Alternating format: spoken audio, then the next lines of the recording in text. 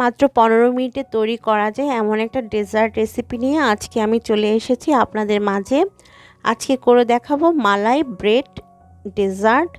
চলুন দেখে নিই কীভাবে তৈরি করছি। প্রথমে আমরা একটা খিরসা তৈরি করব ডেজার্টের জন্য, তাই একটা বাটিতে নিয়ে নিচ্ছি 1/3 কাপ পাউডার দুধ, দিয়ে দিব 1 টেবিল চামচ পাউডার চিনি আর 2 টেবিল চামচ পরিমাণ লিকুইড দুধ।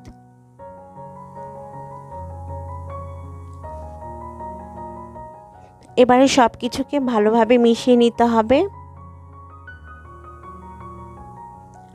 সব কিছু ভালোভাবে মিশানো হয়ে গেলে যদি দেখেন যে খুব বেশি নরম বা পাতলা হয়ে গিয়েছে খিরসাটা, তাহলে আরও একটু পাউডার দুধ এর মধ্যে মিলিয়ে নেবেন।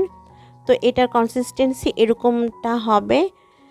আমি এটাকে একটা পাশে সরিয়ে এখন আমাদের ডেজার্টের জন্য মালাইটা তৈরি করে নিব। এর জন্য চুলায় একটা প্যানে দিয়ে দিচ্ছি 2 কাপ লিকুইড দুধ। দুধটা আমি আগে জাল করে একটু ঘন করে নিয়েছিলাম।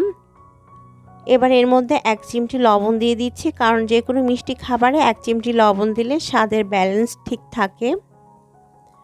সেই সাথে দিয়ে দিব 1/4 কাপ চিনি আর 1/4 কাপ কনডেন্স মিল্ক।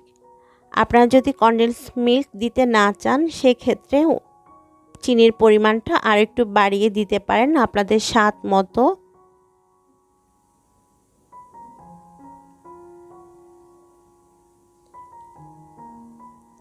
কনডেন্স মিল্কটা দিয়ে দেওয়ার পরে সব কিছুকে ভালোভাবে মিশিয়ে নিতে হবে।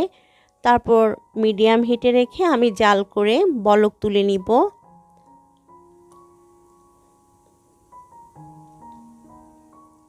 যখন দুধ থেকে বলক আসবে তখন আমরা এর মধ্যে ড্রাই ফ্রুটস অ্যাড করব। দুধ থেকে বলক আসতে শুরু করেছে, এ পর্যায়ে আমি এর মধ্যে দিয়ে দিব 1 চা চামচ কাঠবাদাম কুচি আর 1 চা চামচ পেস্তা বাদাম কুচি। এই ডেজার্টের মালাইটাকে একদম ঘন করা যাবে না, তাহলে পাউরুটি সেটা সোপ করতে পারবে না, তাই খুব বেশি ঘন করতে যাবেন না মালাইটাকে। মোটামুটি একটু ঘন হয়ে আসলেই হবে দুধটা। এখন মিডিয়াম লো হিটে রেখে আমি দুধটাকে 6-7 মিনিট জাল করে একটু ঘন করে নিব।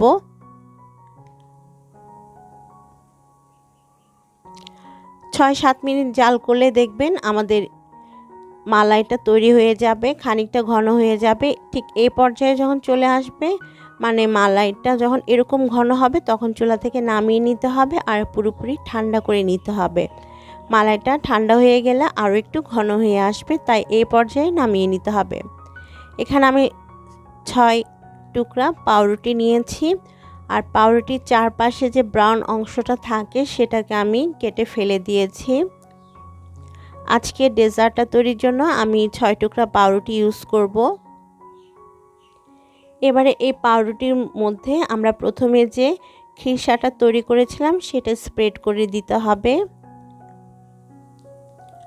খুব ভালোভাবে পাউরুটির গায়ে খিরসাটাকে স্প্রেড করে দেওয়ার পর এর উপরে আরও 1 স্লাইস পাউরুটি দিয়ে দিতে হবে। এবারে দিয়ে দিচ্ছি আরও 1 স্লাইস ব্রেড। এবারে এই পাউরুটিগুলোকে আমি ট্রায়াঙ্গেল শেপে কেটে নিব। আপনারা দেখে নিন কীভাবে আমি কেটে নিচ্ছি। আমি একটা কে 4 টুকরা করে ট্রায়াঙ্গেল শেপে কেটে নিয়েছি, মানে 2 স্লাইস পাউরুটি থেকে এরকম 4টা আমাদের টোস্ট হবে। এভাবে সবগুলো পাউরুটি স্লাইস কেটে নিতে হবে। সবগুলো স্লাইস কেটে নিয়েছি আর একটা সার্ভিং ডিশের মধ্যে আমি সার্ভ করে নিয়েছি। এবার আমরা তৈরি করে রাখা মালাইটা দিয়ে দিচ্ছি আর দেখতেই পাচ্ছেন ঠান্ডা হওয়ার পর মালাইটা আরও বেশি ঘন হয়ে গিয়েছে। সবটুকু মালাই আমি এখন ব্রেডের উপরে ঢেলে নিচ্ছি আর ঢেলে নেওয়ার একটু পরে দেখবেন পাউরুটি সবটুকু মালাই অ্যাবজর্ব করে নেবে।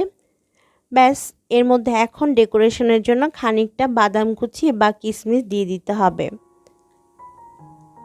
তৈরি হয়ে গেল আমাদের দারুণ মজাদার আর অল্প সময়ে তৈরি করা যায় এমন একটা ডেজার্ট, পাউরুটির ব্রেড ডেজার্ট।